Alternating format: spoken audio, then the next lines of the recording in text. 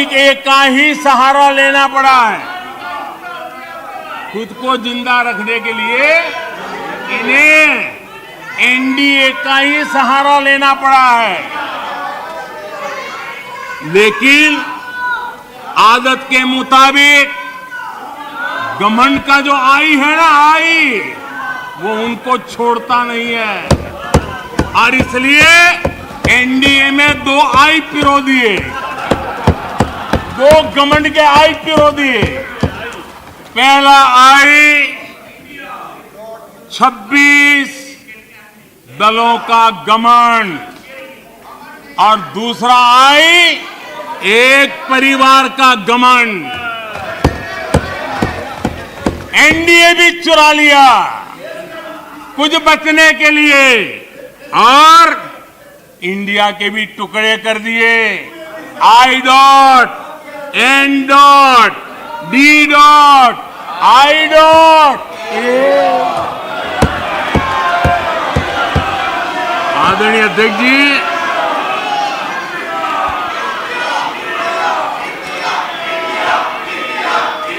जरा हमारे डीएमके के भाई सुन ले, जरा कांग्रेस के लोग भी सुन ले। अध्यक्ष महोदय, यूपीए को लगता है कि देश के नाम का इस्तेमाल करके अपनी विश्वसनीयता बढ़ाई जा सकती है, लेकिन कांग्रेस के सहयोगी दल,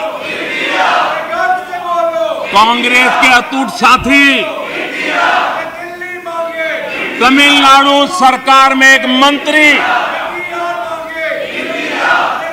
2 दिन पहले ही ये कहा है, तमिलनाडु सरकार के एक मंत्री ने कहा है, इंडिया उनके लिए कोई मायने नहीं रखता, इंडिया उनके लिए कोई मायने नहीं रखता। उनके मुताबिक तमिलनाडु तो भारत में है ही नहीं। आदरणीय अध्यक्ष जी, आज मैं गर्व के साथ कहना चाहता हूं, तमिलनाडु वो प्रदेश है, तमिलनाडु वो प्रदेश है जहां हमेशा देशभक्ति की धाराएं निकली है। तमिलनाडु वो प्रदेश है जहां हमेशा देशभक्ति की धाराएं निकली है। जिस राज्य ने हमें राजा जी दिए, जिस राज्य ने हमें कामराज दिए, जिस राज्य ने हमें एमजीआर दिए, जिस राज्य ने हमें अब्दुल कलाम दिए, आज उस तमिलनाडु से स्वर सुनाई दे रहे हैं। आदरणीय अध्यक्ष जी, जब आपके अलायंस अंदर ही अंदर ऐसे लोग हो जो अपने देश के अस्तित्व को नकारते हो, तो आपकी गाड़ी कहां जाकर के रुकेगी? जरा आत्मचिंतन करने का मौका मिले और आत्मा बचाओ तो जरूर करिएगा। आदरणीय अध्यक्ष जी, आदरणीय अध्यक्ष जी, नाम को लेकर उनका ये चश्मा आज का नहीं है। नाम को लेकर ये जो मोह है ना, वो उनका आज का नहीं है, ये दशकों पुराना चश्मा है। इन्हें लगता है कि नाम बदलकर देश पर राज कर लेंगे। गरीब को चारों तरफ उनका नाम तो नजर आता है, लेकिन उनका काम कहीं नजर नहीं आता। अस्पतालों में नाम उनके हैं, इलाज नहीं है।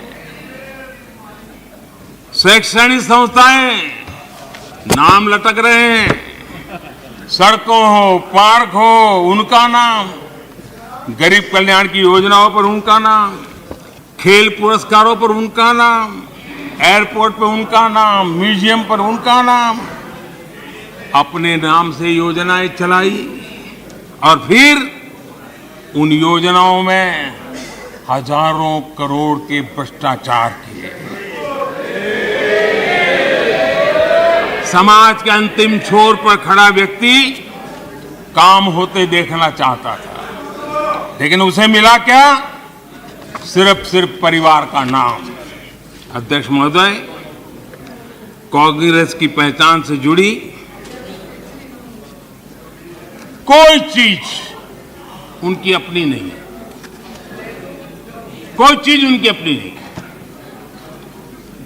चुनाव चिन्ह से लेकर विचारों तक सब कुछ कांग्रेस अपना होने का दावा करती है, वो किसी और से लिया हुआ है।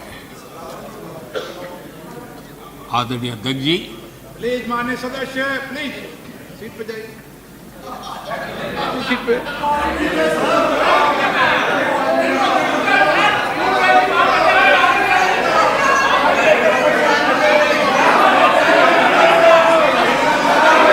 अपनी कमियों को ढकने के लिए चुनाव चिन्ह और विचारों को भी चुरा लिया।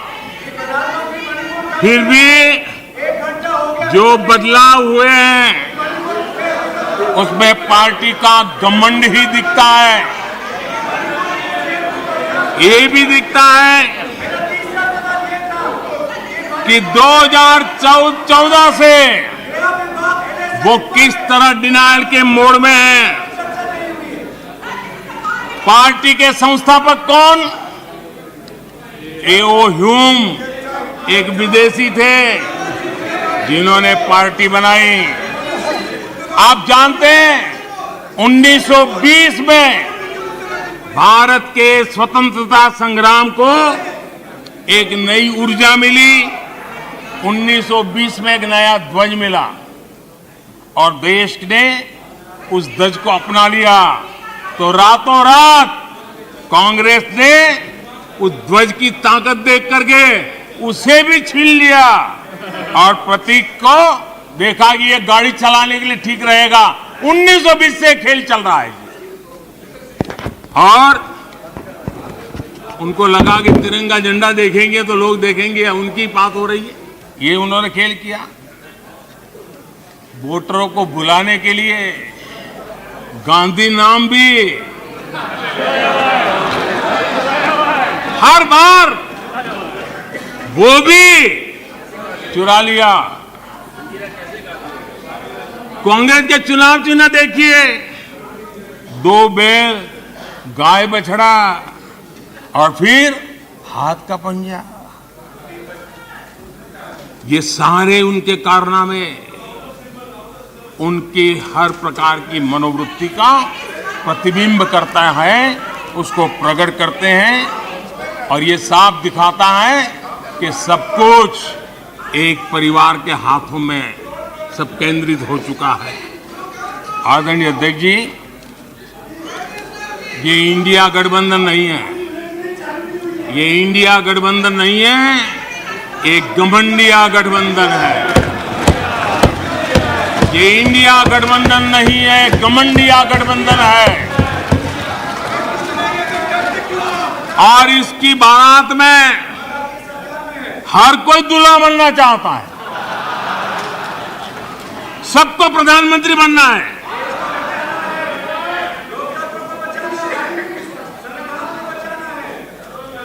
आदरणीय अध्यक्ष जी, इस गठबंधन ने यह भी नहीं सोचा है कि किस राज्य में आपके साथ, आप किसके साथ कहां पहुंचे हैं। पश्चिम बंगाल में आप टीएमसी और कम्युनिस्ट पार्टी के खिलाफ है और दिल्ली में एक साथ है। और अधीर बाबू 1991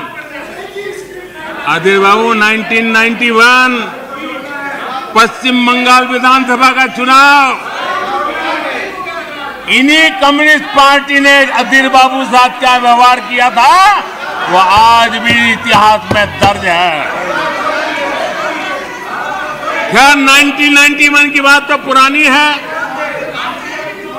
पिछले साल केरला के वायनाड में जिन लोगों ने कांग्रेस के कार्यालय में तोड़फोड़ की, ये लोग उनके साथ दोस्ती करके बैठे हैं।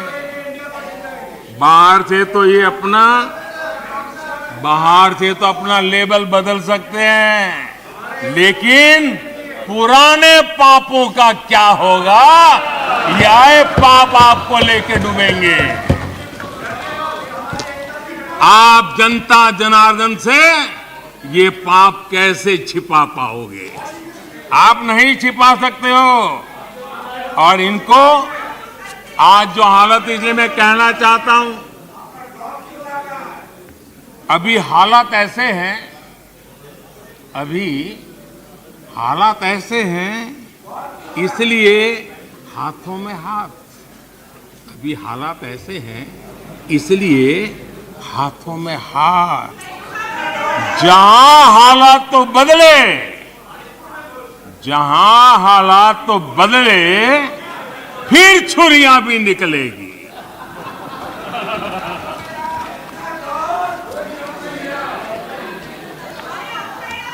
आदरणीय अध्यक्ष जी,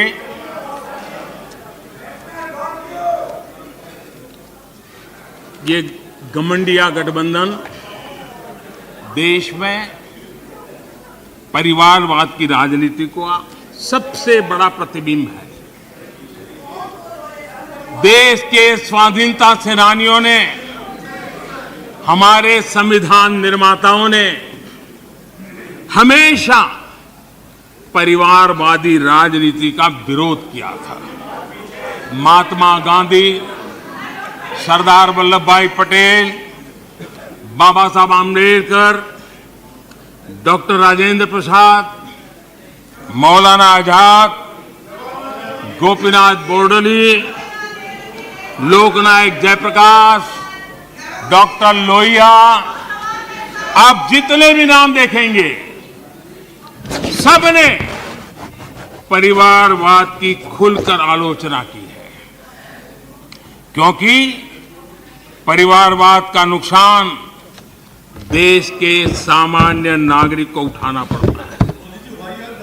परिवारवाद सामान्य नागरिक के, उसके हकों, उसके अधिकारों से वंचित है।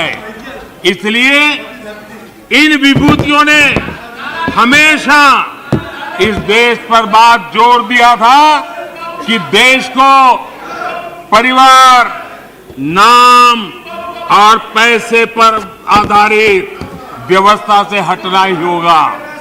लेकिन कांग्रेस को हमेशा ये बात पसंद नहीं आई। आदरणीय अध्यक्ष जी, हमने हमेशा परिवारवाद का विरोध करने वालों का हमने बराबर देखा है कि उसके प्रति उनकी कैसी नफरत की भावना है।